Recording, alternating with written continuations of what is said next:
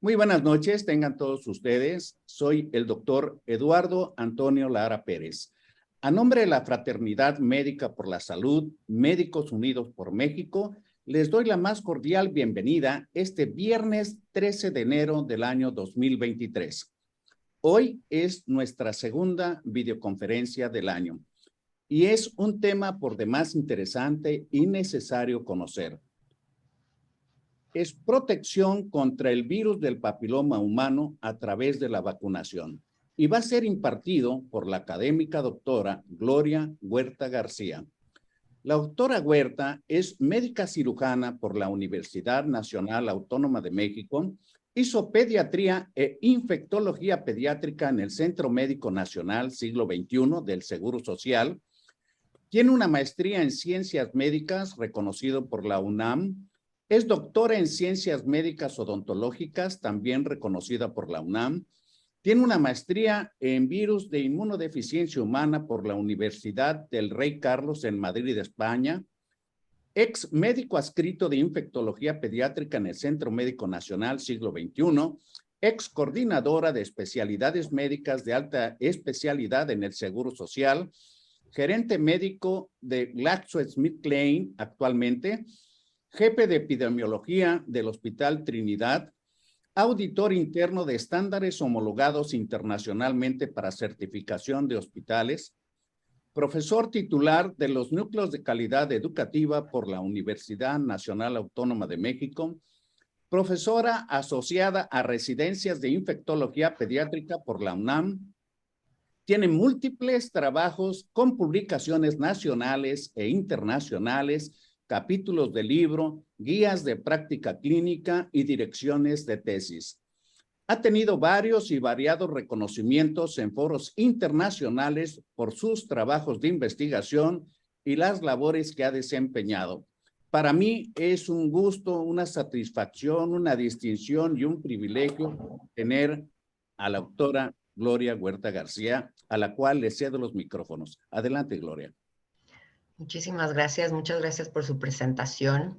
Es un gusto para mí volver a estar en este foro. Muchas gracias por invitarme. Voy a empezar a compartir mi presentación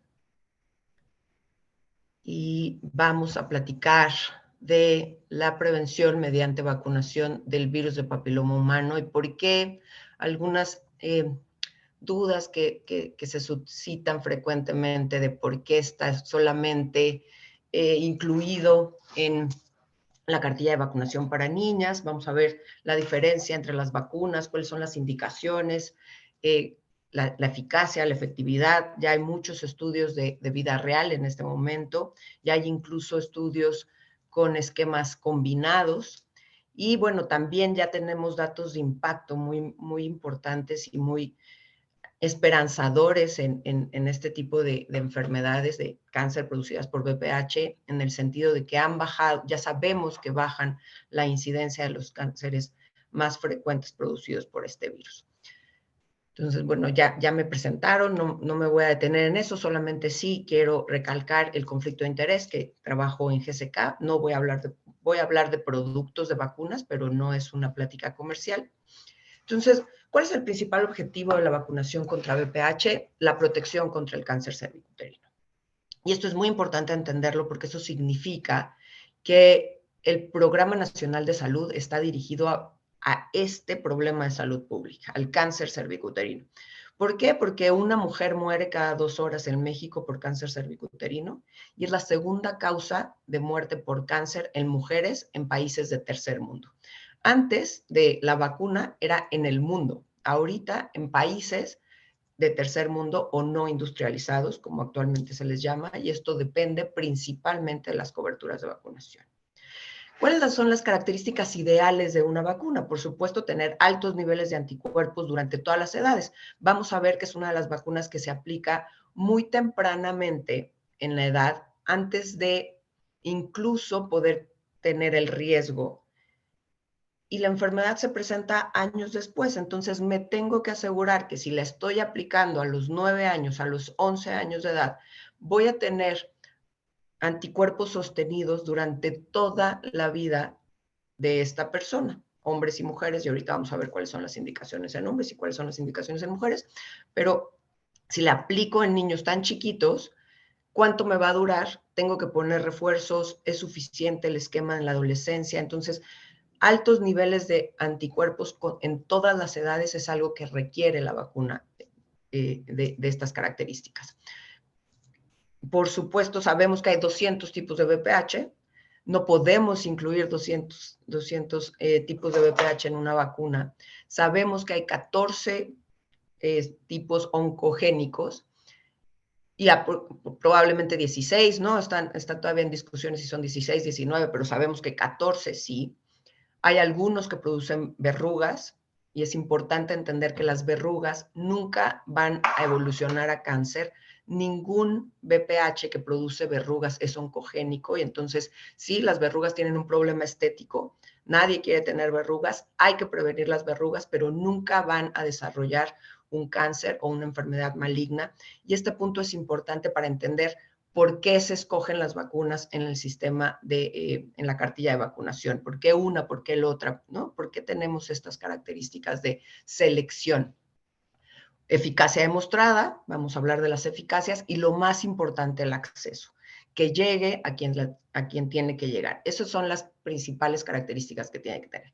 Ya platicamos un poquito de cuántos tipos hay muchos tipos de VPH, hay 40 tipos de VPH que se transmiten por vía sexual, contacto sexual directo de piel, de membranas mucosas, no necesariamente por penetración, y esto es importantísimo entenderlo. Ahorita vamos a ver algunos estudios de cómo se puede contraer este VPH, tanto los oncogénicos como los que producen verrugas.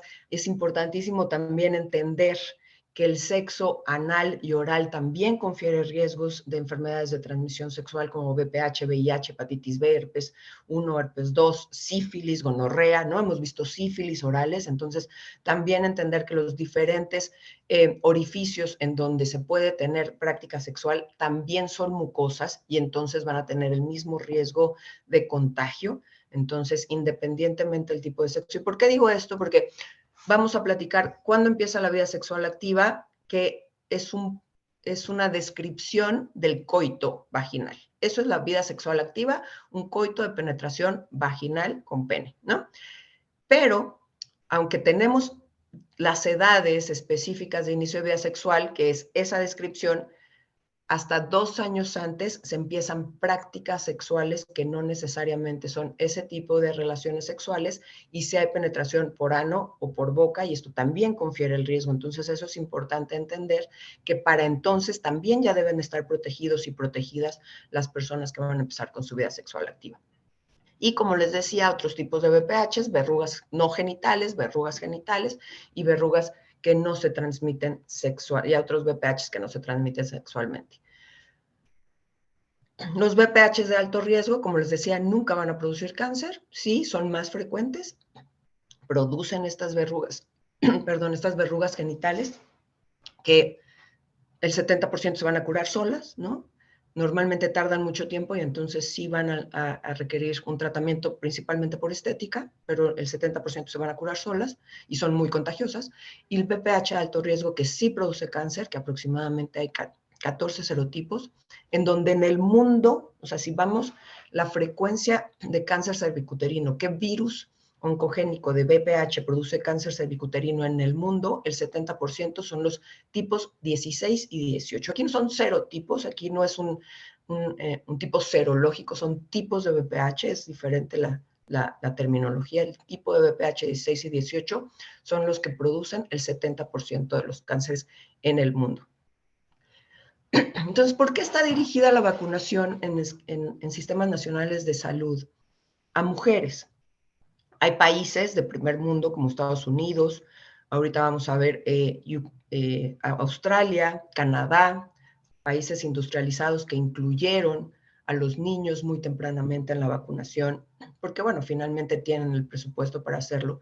Pero ¿por qué en países como México está dirigida a los niños? Aquí vemos una gráfica muy clara de cuáles son en proporción la frecuencia de los cánceres que produce VPH. Entonces tenemos en rosa la proporción de cáncer cervicuterino y también tenemos cánceres por VPH que se producen en mujeres como el de ano y orofaringe, que si incluso comparamos la frecuencia de cáncer de ano en mujeres, es aún más frecuente que el cáncer de ano en hombres, ¿no? Si bien, o sea, aquí es importante entender que los dos géneros se benefician mediante vacunación. ¿Por qué está incluido solamente mujeres en el sector salud de México? Porque el problema de salud pública es cáncer cervicuterino, pero los dos se van a beneficiar de la vacunación contra BPH porque también protege contra cáncer de ano, pene, orofaringe. Entonces, estos cánceres también van a ser impactados si vacuno a los niños. Esto es una gráficas de frecuencia de colonización en los hombres, colonización genital en los hombres. Tenemos la prevalencia por país y la prevalencia por edad, y aquí hay 10,000 hombres mexicanos en el estudio, en donde podemos ver que una vez que inicia vida sexual activa, el 80% de las personas a lo largo de su vida sexual activa va a estar colonizado en algún momento por algún tipo de BPH. Y eso es una frecuencia altísima. Y el único riesgo es empezar con vida sexual activa, porque ahorita vamos a ver unas gráficas de conexiones sexuales en donde realmente no importa la promiscuidad como definición de una persona, sino su red alrededor de la pareja que se tenga, ¿no? Entonces, realmente no tiene que ver con estos mitos de promiscuidad, de prácticas sexuales de riesgo, ¿no? Realmente tiene que ver con tener sexo. El único factor de riesgo que tenemos para tener VPH, VIH, es tener sexo. Y estos son algunas estadísticas de qué es lo que pasaría si no tuviéramos vacuna, comparando los la cantidad de cánceres que se tienen en 2008 en menores de 65 años y en mayores de 65 años, si no hubiera vacuna, ¿cuánto crecería en proporción para el 2025? Entonces, claramente es un problema creciente. Existen pocas maneras de prevención diferente a la vacunación, y aquí podemos ver, ay, ya no está avanzando esta parte, denme un segundo porque no está avanzando en donde veo que estoy dando.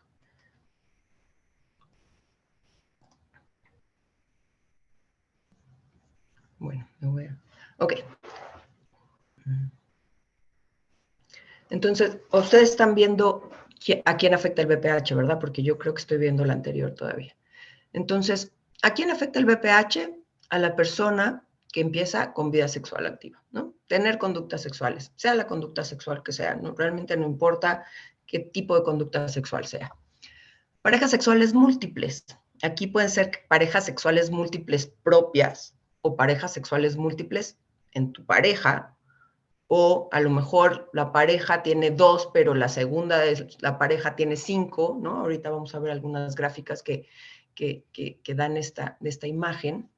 La infección puede ser muy temprana. Entonces, aquí es muy importante entender que tener VPH en algún momento de la historia no es un sinónimo de infidelidad de la pareja en ese momento, porque puede estar durante mucho tiempo y no expresarse hasta muchos años después. La persona que ha tenido solo una pareja puede infectarse por VPH, por supuesto, con una sola pareja es suficiente, es igual que el embarazo, ¿no? Con una sola pareja es suficiente. La infección es asintomática en el 70% de las personas que se infectan y realmente el tiempo de contacto y la frecuencia de contacto no importa.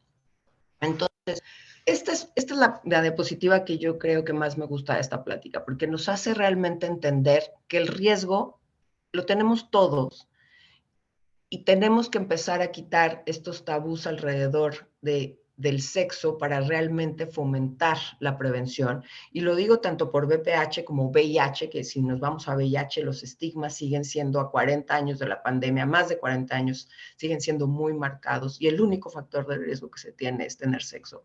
Entonces, esta es una red de relaciones románticas de una high school en Estados Unidos. Y entonces los puntitos verdes son hombres y los puntitos amarillos son mujeres. Entonces, aquí hay 63 parejas que solamente tienen una pareja sexual entre ellas, ¿no? Todo el mundo quisiéramos ser estas 63 parejas y todo el mundo quisiéramos que nuestros hijos estén en estas 63 parejas, ¿no? Así disminuyes los riesgos de muchas cosas, ¿no? No solamente de infecciones, de muchas otras. Pero la realidad es esta. Se tienen, les digo, una red de relaciones románticas. Entonces, si yo soy este puntito verde, solamente tengo sexo con este puntito amarillo, pero este puntito amarillo también me puede transmitir todo lo que estos puntitos están relacionados con ella, aunque esta persona solamente haya tenido sexo con esta persona. Y algo importantísimo que aclarar aquí es que el porcentaje de relaciones extramaritales en hombres es en 70% de los hombres han declarado que han tenido por lo menos una relación extramarital. Y 71% de las mujeres han declarado que han tenido por lo menos una relación extramarital. Entonces es estadística, ¿no? Realmente me protejo porque ahí está la estadística y ahí está la probabilidad. Entonces, ¿cómo se puede prevenir el VPH? Sin sexo, ¿no? El 99.9% de las personas en algún momento de su vida van a tener sexo, de todo el mundo, sea a lo que sea que se dediquen. Es el único factor de riesgo. Las pruebas de detección temprana con Papá Nicolau, aquí es importantísimo, el Papá Nicolau tiene que ser en el momento que yo inicio vida sexual activa, un año después. Las guías dicen que a partir de los 20, pero si yo tengo una media de inicio de vida sexual activa a los 16 en México, ¿no? En la Ciudad de México la media es de 16, de esta vida sexual activa como la definimos al principio, pero las prácticas sexuales empiezan en la media a los 14. Entonces, si yo estoy empezando a los 16, el Papa Nicolau es a los 17, no es a los 20. Y esto es importante entenderlo porque es a partir de un año después de que inicio vida sexual activa, tengo que tener un Papa Nicolau anual. Puedo dejarlo de hacer si durante 3 años mi Papa Nicolau es normal, a menos que cambie de pareja sexual o mi pareja sexual agregue parejas sexuales. Y con estos porcentajes, pues me tengo que hacer un Papá Nicolau todos los años desde que inicio mi vida sexual activa. Y esto es prevención. Pero ¿qué creen? Solamente el 50% de las mujeres nos hacemos el Papá Nicolau cada año. La mayoría se lo hace cada año y medio, cada 2, cada 18 meses. No, año y medio y 18 meses es lo mismo. Entonces, y esto hace que ya no sea una medida preventiva, sino que sea más bien una conducta terapéutica en algunas ocasiones, porque ya pasó más tiempo del necesario para hacerlo prevención. Y bueno, tenemos vacunas, ahorita vamos a hablar tanto de Gardasil como de Cervarix, y bueno, el uso correcto y regular de condón sí disminuye la transmisión, pero aquí es importante entender que aún en las zonas fuera del condón podemos estar colonizados por VPH y entonces tener esta contagio.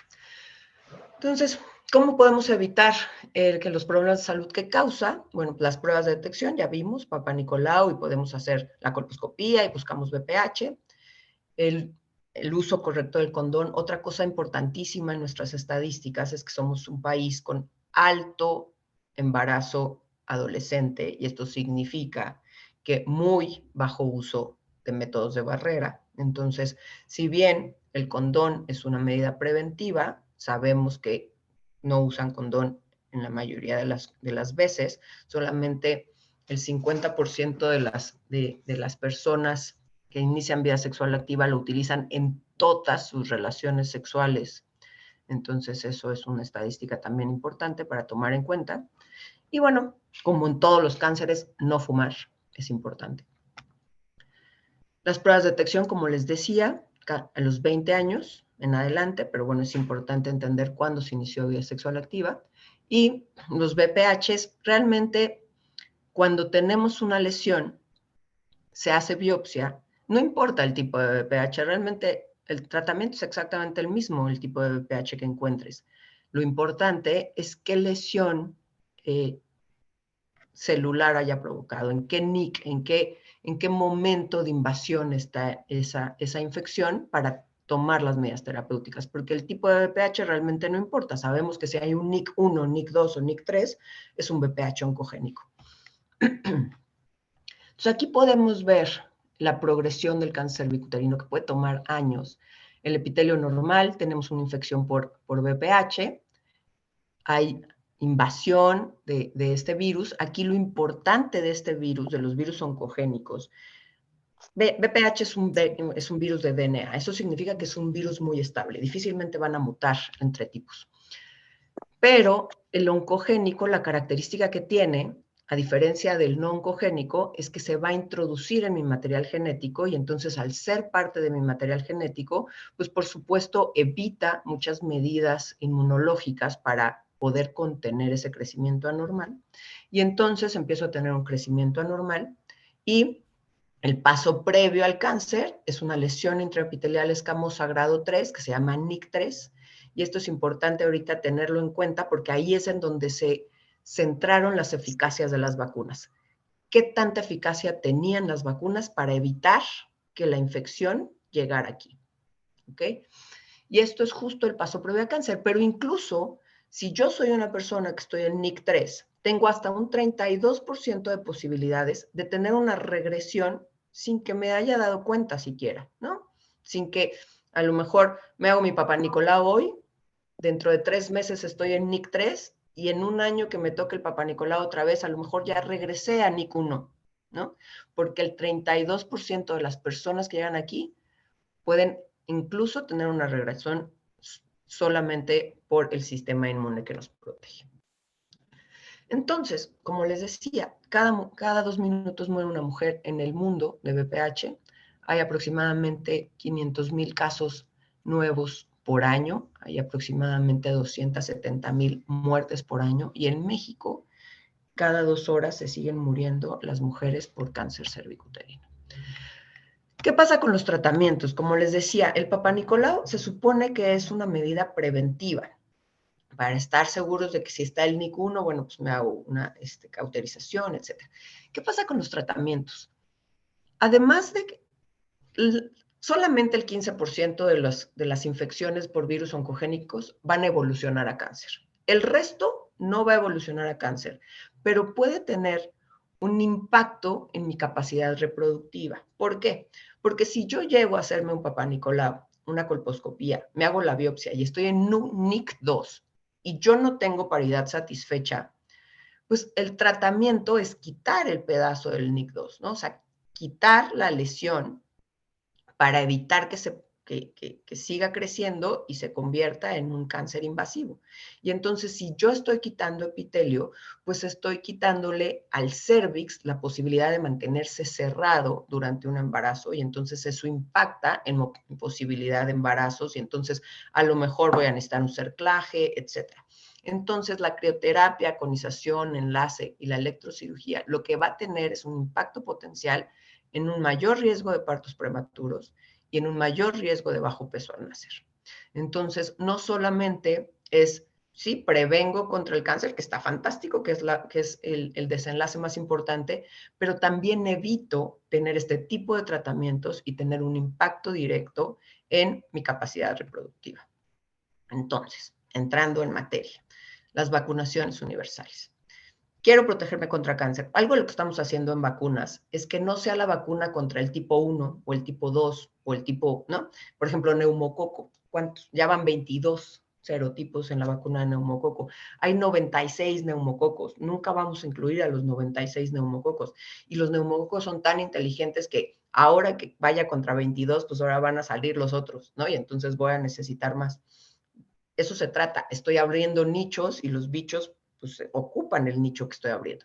Entonces, lo que estamos haciendo en vacunas es que esté dirigida la vacuna contra la enfermedad y no contra el tipo de BPH más frecuente, sino contra los tipos de BPH que pudieran existir. Y entonces, para prevenir el cáncer, no prevenir la infección por BPH, sino prevenir el cáncer que produce el BPH. Entonces, lo que quiero es que me prevenga el cáncer, no me importa la cantidad de BPH, sino me importa el tipo de BPH. Lo que necesito es que prevenga el desenlace final de la infección.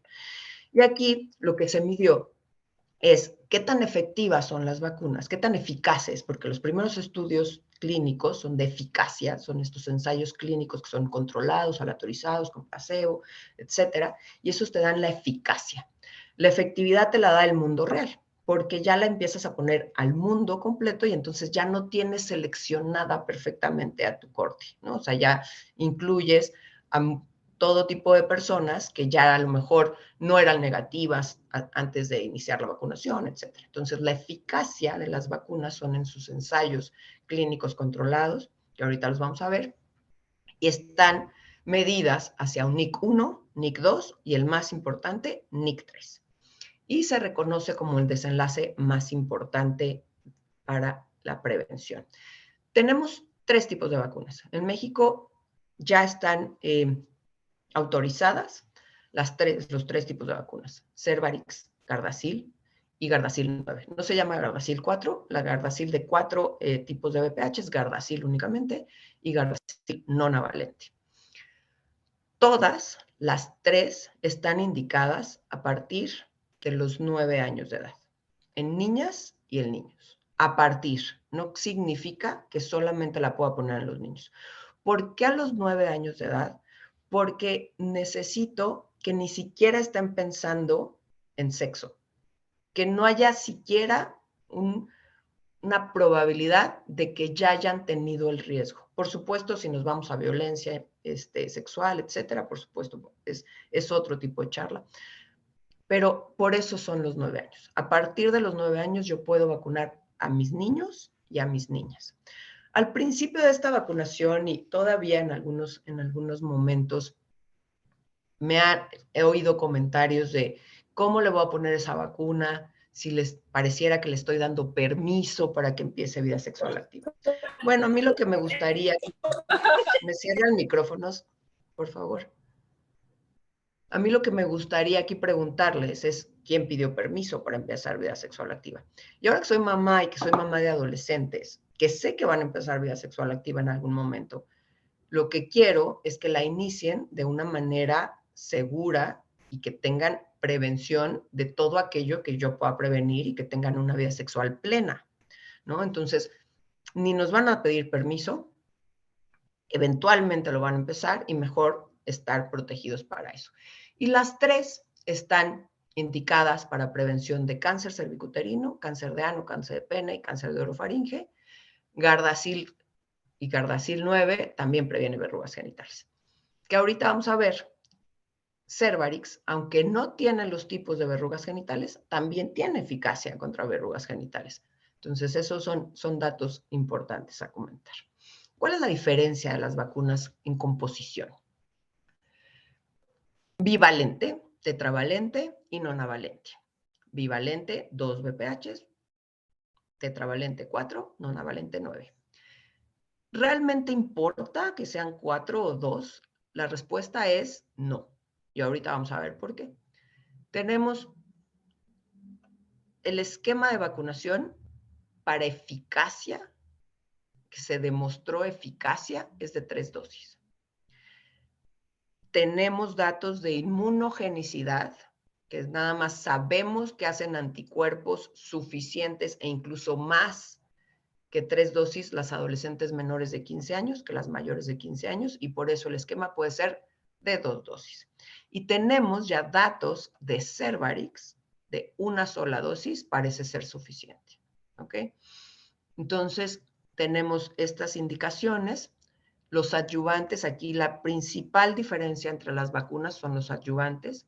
¿Por qué estaba Cervarix en el esquema nacional de vacunación en México? Porque este adyuvante hace toda la diferencia en eficacia y es lo que vamos a ver.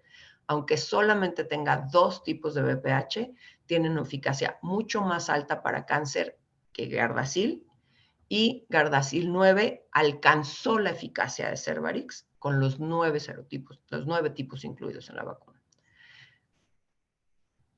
Y aquí lo que pasó, ¿por qué necesitaron Gardasil 4? Justo por eso, porque Gardasil 4 previene más del 100% de los cánceres producidos por 16 y 18.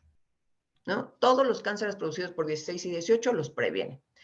pero no previene los cánceres producidos por 31, 33, 45, 52 y 58. Y entonces la eficacia hacia cualquier tipo de cáncer de Gardasil fue de 46%. La eficacia de Cervarix para cualquier tipo de cáncer, independientemente del tipo, fue del 93.7%. Solamente con 2 tipos de BPH, pero con un adyuvante que hace que tenga protección cruzada. Y entonces, al ver esta eficacia disminuida contra otros tipos de BPH, pues tuvieron que agregar esos tipos de BPH y además en el tiempo los anticuerpos de 16 y 18 iban cayendo. El de 18 a los 4 años ya estaba por debajo de la basal. No sabemos cuánto tenemos que estar arriba de la basal, pero sí sabemos que la basal no es suficiente. La basal es cuando nos infectamos en dónde están, ¿no? Y lo que sí pasó es que a los 4 años los anticuerpos del 18 ya estaban por abajo del umbral inicial y entonces tuvieron que duplicar las dosis de antígenos para prolongar la protección. Y ahorita lo vamos a ver con más detalle. Ay, me quedé atorada. Entonces vamos a ver cuáles son los estudios. Estos son los estudios de impacto. Estas son ya publicaciones que reportan la información de estudios de vida real de ambas vacunas, ¿no?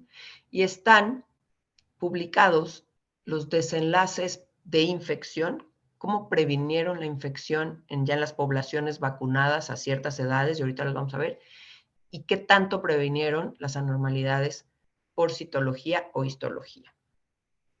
Australia es el que voy a mencionar para Gardasil, porque Australia vacunó niñas y niñas con Gardasil, e Inglaterra es el que voy a mencionar para Cervarix, porque Inglaterra vacunó niñas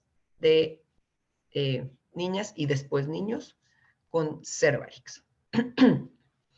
Entonces, algo que sí pasó y que fue impresionante en ambos es que bajaron la infección de papiloma de una manera impresionante.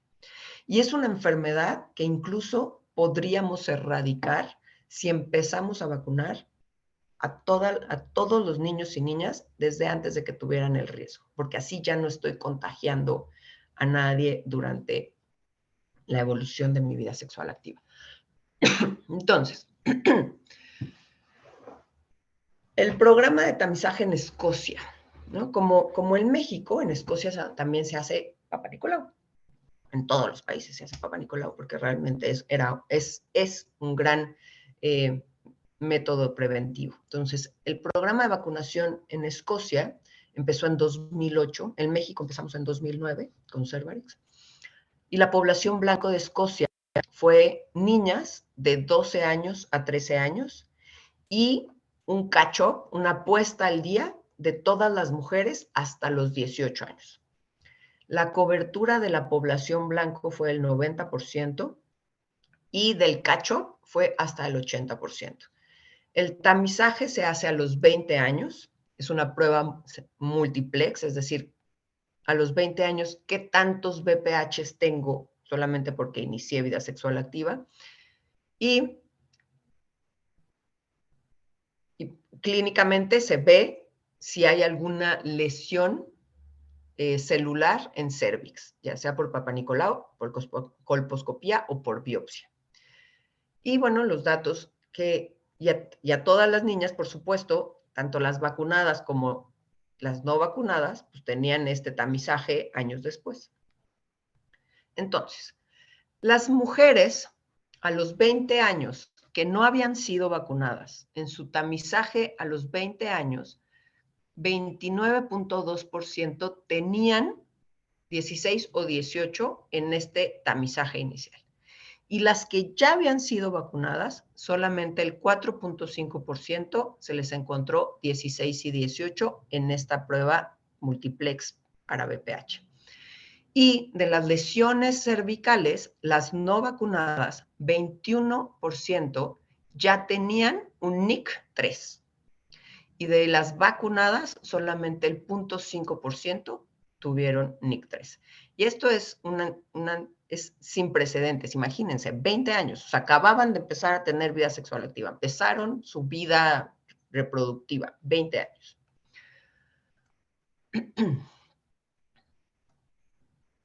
Y esto significa que incluso en vida real, Cervarix tuvo la posibilidad de proteger infecciones hasta el 90%, y eso previene, por supuesto, si no estoy infectada, previene la producción de un cáncer. Y esto comparado, y esto fue para todos los tipos de VPH, y esto comparado, esto es efectividad, y esto comparado con su eficacia del 97.3% de 93.7%. ¿Qué pasa si ya tuve una colonización, ¿no? O sea, la vacuna salió en 2006, 2007 llegó aproximadamente, se empezó a vacunar a niñas a partir del 2009, pero bueno, la vacuna, muchos de nosotros ya estábamos por arriba de la indicación que era hasta los 26 años. ¿Por qué hasta los 26 años? Porque se incluyeron en Gardasil los grupos de eficacia hasta los 26 años, ¿no? Entonces, por eso se corta a los 26 años. No significa que tenga que ser hasta los 26 años. Ahorita ya incrementaron la edad hasta los 46 años en Gardasil. Cervarix no tiene límite, puede ser hasta los 100, según la indicación para prescribirse. Y eso significa que si yo ya estoy conizada porque tuve un VPH y tuve una lesión cervical y ya me hicieron una conización y me vacuno, disminuye la recurrencia de cualquier lesión en un 59%. Y la recurrencia por 16 y 18, el más del 63%. Esto es con Cervarix. Y si aquí estoy conizada y estoy vacunada con Cervarix, la posibilidad de recurrencia, la posibilidad de que recurra esta lesión por 16 y 18 fue de 5.5 y la posibilidad de que recurriera cualquier otro fue de 2.8. Si estoy vacunada con Gardasil, después de que me conizaron, la posibilidad de recurrencia 16 y 18 fue de 6.7 y cualquier VPH de 9%. Nuevamente, porcentajes son diferentes.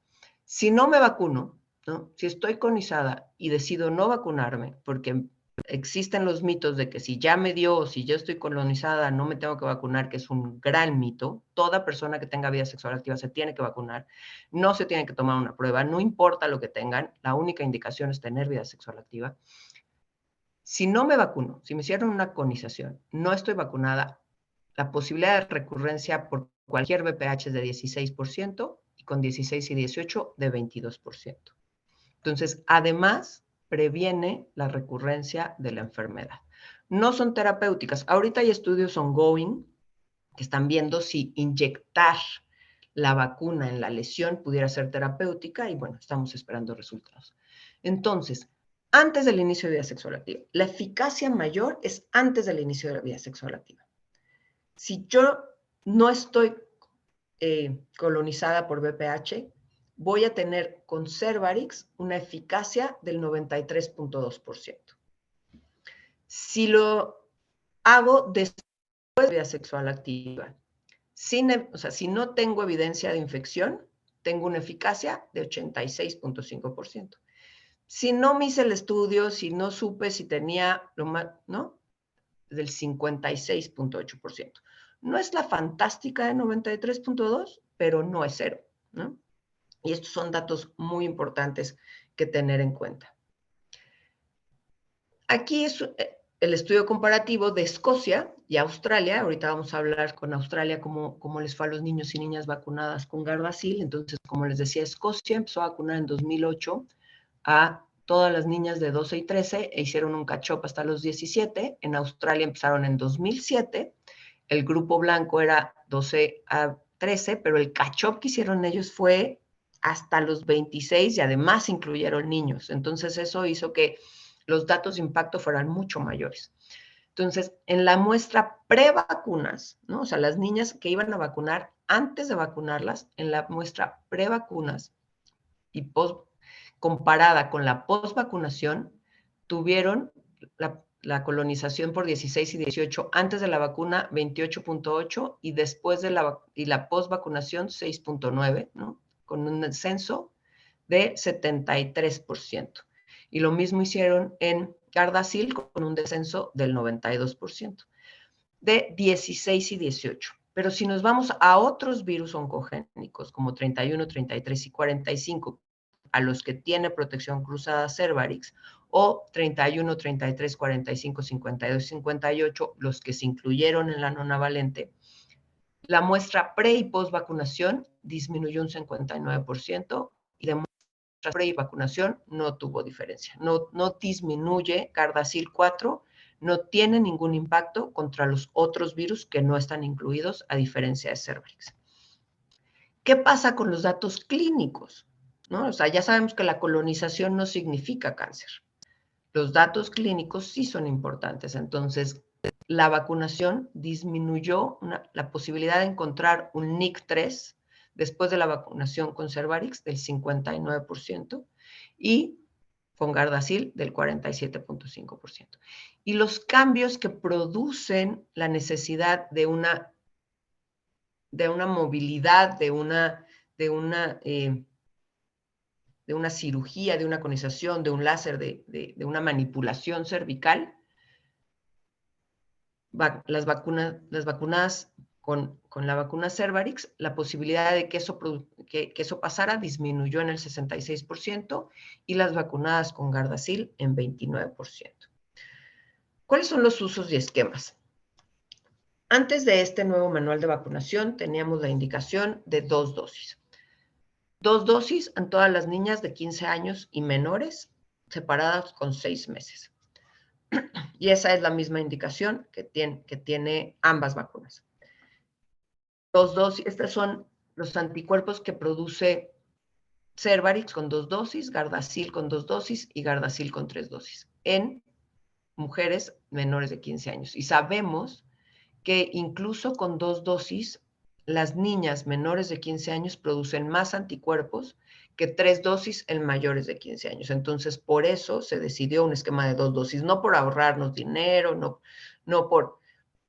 Los esquemas de más de una dosis son complicadísimos de terminar fuera de la edad pediátrica. Yo sé que la adolescencia es una edad pediátrica, pero incluso a los pediatras se nos olvida que los adolescentes se tienen que vacunar. Entonces, si yo tengo un esquema de varias dosis, pues es menos probable que lo termine. Y entonces, por eso se decidió hacer estudios de 2 dosis, ¿sí? Por el costo también en algunos países como el nuestro, pero principalmente para lograr completar esquemas. Y entonces, con 2 dosis logramos anticuerpos suficientes. Y ahorita tenemos datos que con una dosis es suficiente. La indicación sin diferencia de género, eso es importantísimo. Y ahora voy a hablar de pautas mixtas. ¿Qué pasa con las pautas mixtas? Como les mencionaba, Cervarix tiene un adyuvante. Y ese adyuvante hace que los anticuerpos sean mucho más altos y duren por más tiempo. Entonces, sí potencializa la vacunación mixta. O sea, los esquemas mixtos en este momento parece ser la mejor opción de la mayoría de las vacunas, y eso también nos los enseñó COVID. Los esquemas heterogéneos son más efectivos que los esquemas que son con la misma vacuna. Y entonces aquí tenemos una dosis de Gardasil 9, que son los naranjas. Los cafés es una dosis de Gardasil 9 y una dosis de Cervarix, que son los cafés. Y los verdes son 2 dosis de Gardasil 9 de los tipos incluidos en Gardasil 9. Y aquí de los 6 y 11, si vemos, aunque sabemos que Cervarix no tiene 6 y 11, vean también cómo hay un efecto potencializador con Cervarix, porque también tiene una protección cruzada contra 6 y 11. Entonces, ¿el orden de los factores altera el producto? La respuesta es sí, porque hay una cosa que se llama el efecto de detonación o el efecto del cebado, que es que es un efecto, si yo ya conozco la enfermedad, ya tengo anticuerpos contra ella. Y entonces, si me ponen una vacuna, esos anticuerpos pueden creer que son suficientes y entonces pueden no montar una respuesta adecuada. Y entonces eso hace que la eficacia de las vacunas, cuando se aplican después de un riesgo, pudiera ser menor. Entonces, lo que sí vimos con estos esquemas cruzados es que el orden de los factores sí altera el producto final. ¿Por qué? Porque el adyuvante hace que este efecto no sea importante para la producción de nuevos anticuerpos. ¿Y qué pasa con las mujeres vacunadas con Gardasil y con Cervarix ahora que va a estar la nonavalente? ¿No? Todo el mundo dice, no, pues ahora que llegue la nonavalente, ¿qué voy a hacer? Si ya me puse la bivalente y entonces me faltan muchos serotipos, ya me puse la tetravalente, ya me puse... Realmente, para cáncer, si utilicé la bivalente, tengo una protección arriba del 90%, que es la protección que da la nonavalente. Realmente no es que la necesite. Si me puse la 4, la nonavalente, pues sí, porque me va a proteger contra los otros incluidos. Y lo que sí es importante aquí saber es si no va a haber esta reacción de interferencia inmunológica por haberme aplicado antes la tetravalente con la nonavalente y sí produce anticuerpos suficientes. O sea, sí tiene una inmunogenicidad. Entonces, aquí podemos ver lo del orden de los factores. Entonces, si pongo primero Cervarix y después la nonavalente, es igual que si pongo primero la nonavalente y Cervarix para los BPHs que no están en Cervarix, ¿no? Es exactamente lo mismo, si pongo una primero que otra. Pero para los tipos que sí están en Cervarix, o sea, los que comparten la nonavalente y Cervarix, Gardasil 9 y Cervarix, sí importa que primero ponga Cervarix, como pueden ver. O sea, el esquema de Cervarix más nonavalente es mejor en cantidad de anticuerpos que Gardasil 9 y Cervarix. Y esto, las pautas cruzadas son mejores que las pautas homogéneas, ¿no? En cantidad de anticuerpos. Y esto justo es por evitar este imprinting que ya se tenía por la enfermedad. Los hombres también deben ser incluidos, los hombres también tienen sexo. Antes decían, bueno, es que los hombres son los que contagian a las mujeres y los tengo que vacunar. No, esa no es la razón es porque los hombres también tienen sexo y los hombres también tienen la posibilidad de enfermarse de enfermedades que produce el VPH, porque si yo tengo a todas mis mujeres vacunadas, que los hombres lo tengan, no me van a contagiar porque están vacunadas. Aquí es una cosa de protección. ¿Por qué no están incluidos en el Esquema Nacional de Vacunación? Porque los presupuestos son finitos y el programa de vacunación está dirigido a cáncer cervicuterino, que es el problema de salud pública en nuestro país.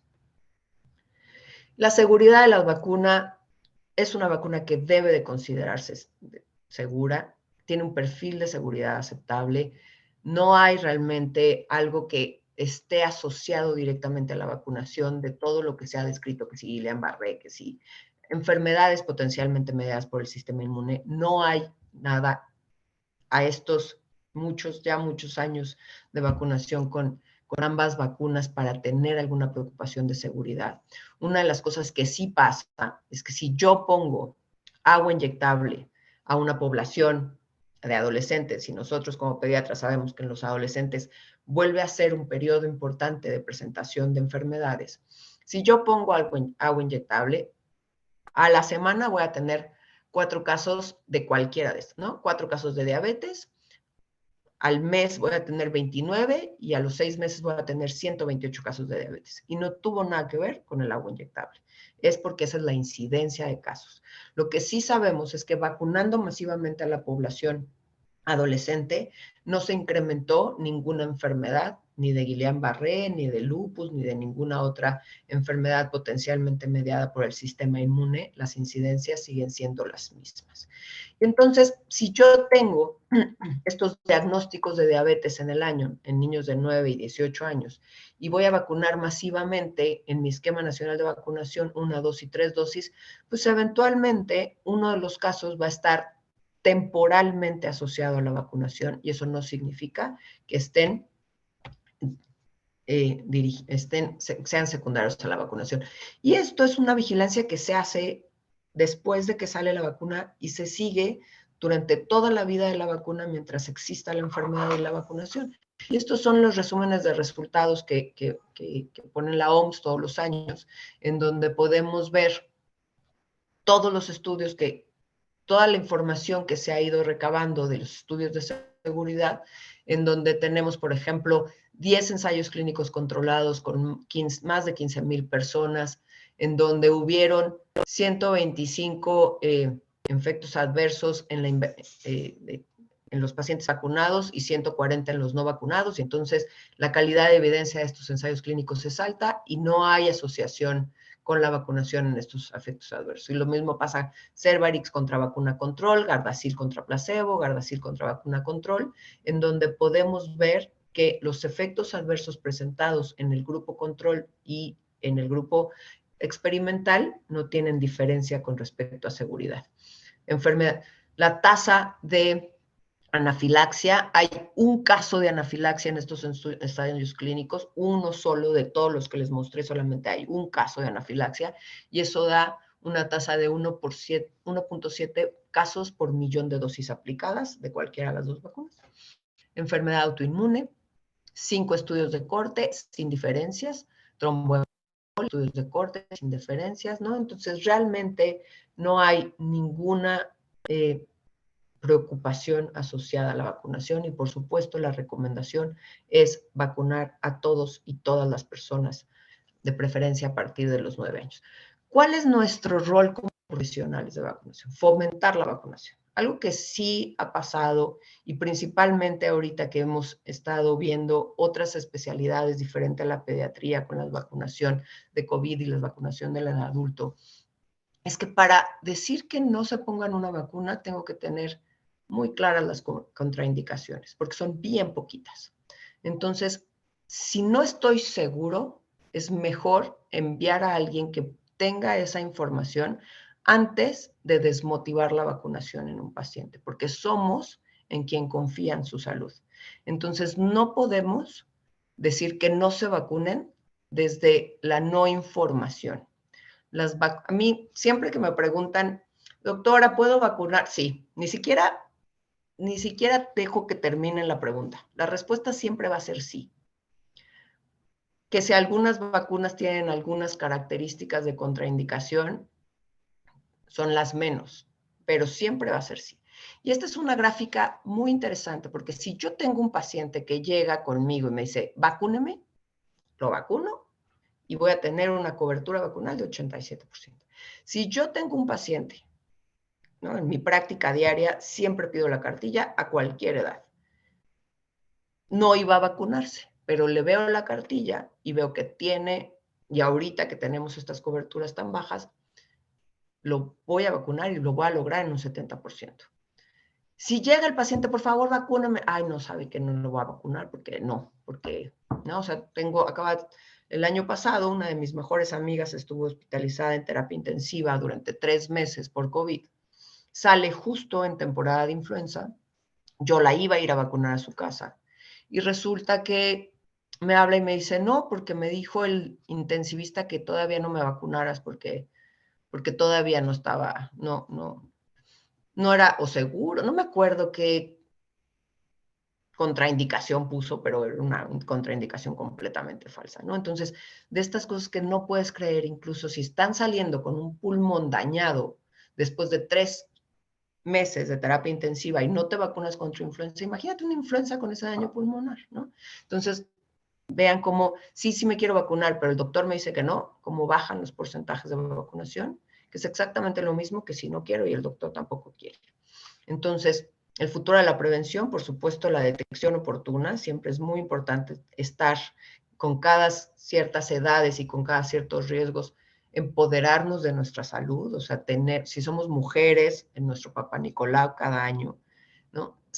Si somos hombres, próstata a partir de los 40, ¿no? O sea, es algo que depende de nosotros, ¿no? O sea, es algo, y aparte como médicos tenemos que fomentarlo, la vacunación y por supuesto la educación. Entonces, aunque el cáncer cervicuterino puede tomar décadas y realmente no podemos determinar cuál sí y cuál no, pues mejor prevenimos, porque la infección es muy tempranamente en el inicio de vida sexual activa. Se han demostrado eficacias muy altas en las 3 vacunas, la que sea que haya hay que ponernos. Si no sé con qué empecé, termino con la que puedo, ¿no? Realmente ya sabemos que las pautas mixtas son posibles y son mejores. Y con esta termino y estoy atenta a sus preguntas. Muchísimas gracias, doctora Gloria Huerta. Una presentación excelente. Nos has quitado muchas de las dudas que surgen de todos los días. Hay felicitaciones para la doctora Huerta. Y hay por acá en Facebook preguntaban qué diferencia de costos en dinero tienen Gardasil y Cervarix. Ahorita Cervarix no está en el mercado de México, realmente no es una vacuna que esté disponible y esperemos regrese pronto. Y eso depende mucho del médico que la aplique y de dónde se aplique. Son diferentes los precios si voy al ABC, si la voy a poner en el ABC, que si la voy a poner en algún consultorio de la colonia Roma, son completamente diferentes los precios, ¿no? Y por supuesto, también en las diferentes provincias, pues también depende mucho del médico que la está aplicando. Hay felicitaciones del doctor infectólogo Francisco Matías Soria desde Colima, de Anaí Álvarez, de Mini Guzmán de la Ciudad de México. Muchas felicidades de otros sitios de la República. Y bueno, a mí me gustaría saber si existe un estudio ya hecho aquí en México acerca, sobre todo es muy preocupante porque hay campañas en las primarias y secundarias particulares en las que con muy poco se convencen los padres que hay que vacunar. Pero ¿qué pasa con otra población que no tiene esa influencia, esa información, ese estímulo, ni el empuje para que las niñas sean vacunadas? ¿El sector salud en México está aplicando la vacuna del VPH? Sí, empezaron ahorita después de pandemia. Sí hubo un lapso en la pandemia porque como se aplica en las escuelas y se aplica en campañas de vacunación, durante la pandemia no, pero ahorita se están poniendo al día con la vacunación en las escuelas. Y algo aquí importantísimo, doctor, que menciona y que es muy importante, justo la vacunación acerca a la población independientemente de su estado, de su estatus económico y su estatus social, ¿no? La vacunación hace que se igualen estas oportunidades y lo que sí hace muy bien México históricamente es vacunar a su infancia.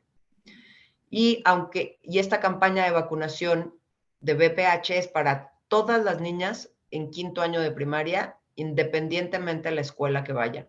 Y lo que sí estamos viendo ahorita es que hay algunos nichos de personas de escuelas particulares principalmente que tienen estas información antivacunas que pudieran desfomentar la vacunación. Porque lo que sí vemos en nuestra población en general, el 95% de nuestra población es pro vacunas y tenemos un nicho bien chiquito de antivacunas, pero son principalmente en ciertos estratos y escuelas particulares, pero no en la población en general. Por suerte todavía son muy poquitos.